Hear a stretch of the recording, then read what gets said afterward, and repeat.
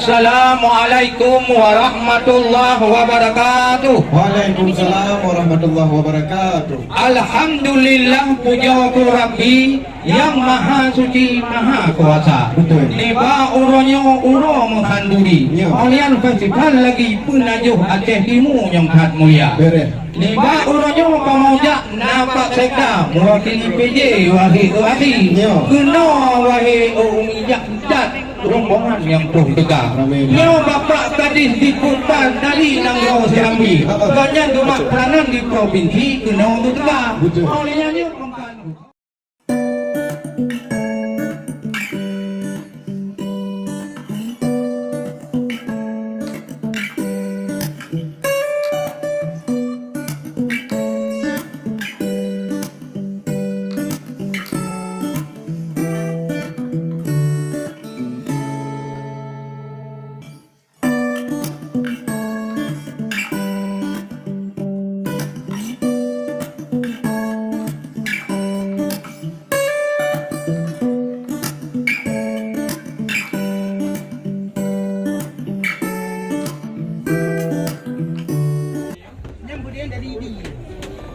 Diperkirakan dari Raja Hitam ini masa agresi kolonial Belanda.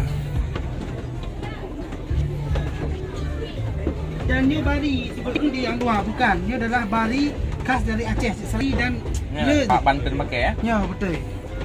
Ini juga produksi Aceh. Nyo diperkirakan atau Belanda mampu diram pejuang Aceh. Jadi lihat lagi selesai pakai kehebatan pejuang-pejuang Aceh mampu tentera-tentera Marsose.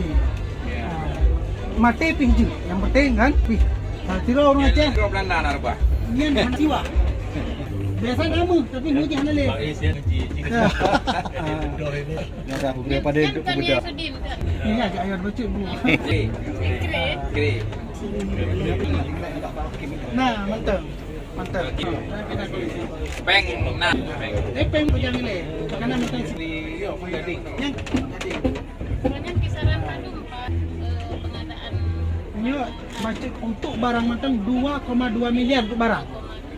Selebihnya untuk bangunan dan pertanyaan mereka Pak, bukan rumah yang bagi anggaran 3 miliar. Ya. Nah, yang penyediaan banyak cukup. yang